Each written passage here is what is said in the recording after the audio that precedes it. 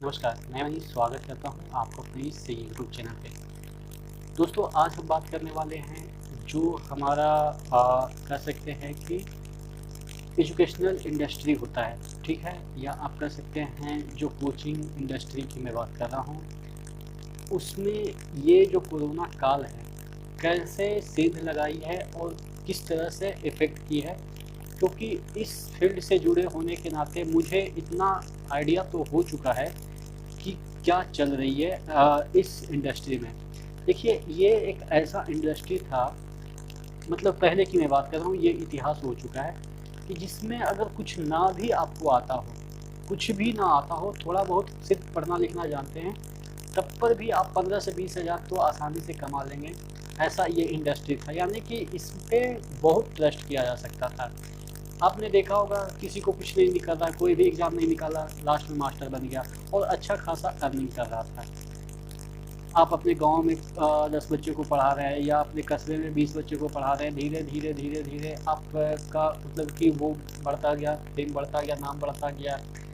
बाद में यूट्यूब आया, यूट्यूब के थ्रू आप जॉब भी कर रहे हैं, पढ़ा भी रहे हैं, अर्न भी कर रहे हैं। तो ये सब चीज़ें क्या थी कि एकदम से वैकेंसी आए या ना आए, लेकिन इस इंडस्ट्री में काफ़ी बूम था। यानी कि आप कह सकते हैं इसमें आसानी से एक एवरेज सैलरी तो पा सकते थे लोग। लेकिन ये जो कोरोना आया है, इससे किस हद तक यूट्यूब के एजुकेशनल सोसाइटी पे आप कह सकते हैं इफ़ेक्ट डाला है। हालाँकि जो कॉमेडी वगैरह है इनका तो बूम आ गया है। क्यों?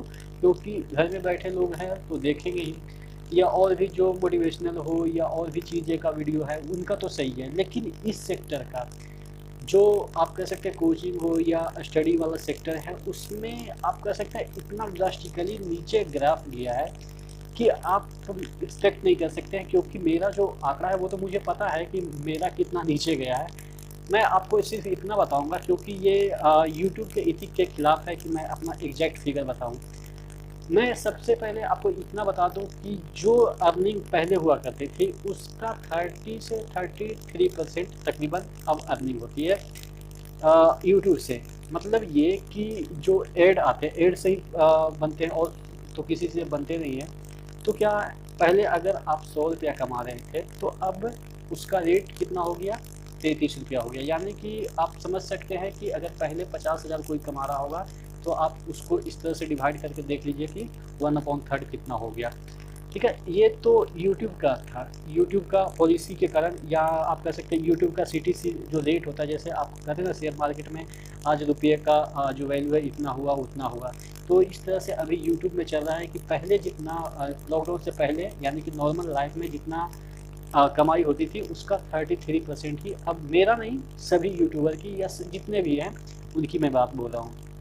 ठीक है, तो ये तो आप कह सकते हैं कि इवन नेट का खर्चा भी नहीं निकल पाता है, इतना कमाई कम गया है। आप समझ सकते हैं ब्रॉडबैंड जिनका होगा ना, उनका ब्रॉडबैंड का कीमत 4,500 5,000 होता है।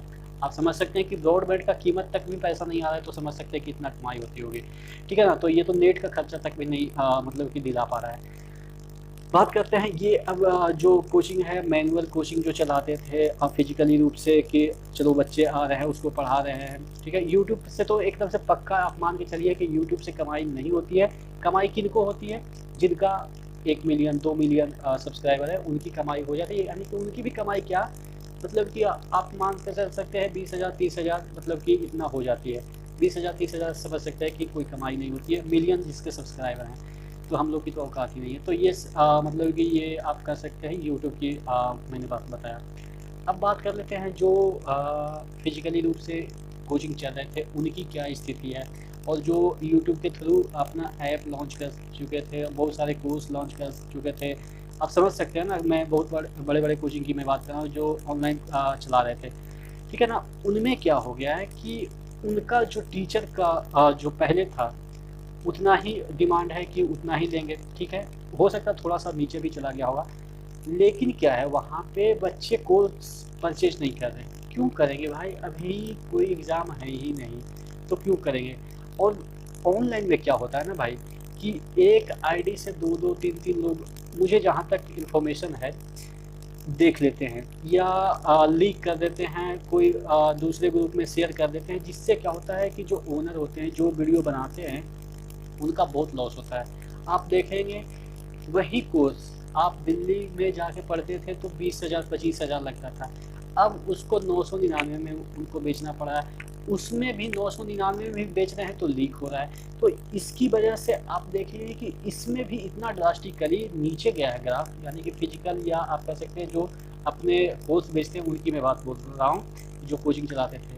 आपने एक बड़े टीचर का भी देखा होगा, फ्रस्ट्रेशन निकाल रहे थे वीडियो के थ्रू कि जो 5 लाख कमाने वाले थे, जो टीचर जिनका सैलरी 5 लाख था, वो अब 5,000 के लिए भी सोच रहे हैं कि 5,000 का कोई जॉब दे दे। तो समझ सकते हैं कि जिनका सैलरी 5 लाख था उनको 5,000 की जॉब नहीं मिल रही है। तो आप समझ सकते हैं जो 20,000 25,000 छोटे छोटे कोचिंग में कमाते थे उनकी क्या हालत होगी, ठीक है ना। तो ये रियलिटी है। वो अलग बात है कि मैं भी अफेक्ट हो रहा हूँ, लेकिन मेरे पास इतना तो है, चलो गवर्नमेंट मुझे सपोर्ट कर रही है। सबसे ज़्यादा उनकी स्थिति खराब है जो ये माइंडसेट से गवर्नमेंट जॉब को छोड़ चुके थे कि हमें तो टीचर ही बनना है। ऑब्वियस है, कोई भी टीचर बनता तो निकल ही जाता है, इतना मतलब कि इसमें पैसा था। लेकिन अभी का जो हालात है उसमें आप मान के चलिए कि जो 100 टीचर पहले पढ़ाया करते थे उसमें 5 ही सर्वाइव कर पाएंगे। अगर ये और भी लंबा खींचा ना, 1 साल खींच गया तो 5 में भी 2-3 दिख पाएंगे। यानी कि इतना आप समझ सकते हैं इसमें ये नीचे गया है इसका ग्राफ, इस इंडस्ट्री का।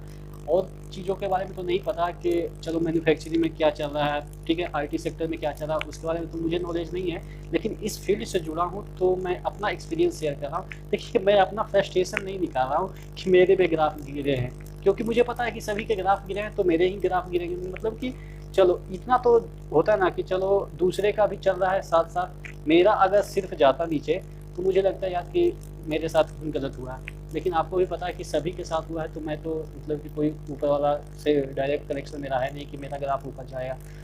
तो ये ओवरऑल मैं आपको इस इंडस्ट्री के बारे में समझाया कि इसमें किस तरह की परिस्थितियाँ चल रही है। आपके बारे में तो मुझे पता है कि आपकी परिस्थितियाँ क्या चल रही है, लेकिन कैमरा के अंदर जो दिख रहा है उसकी भी कोई हालत ठीक नहीं है।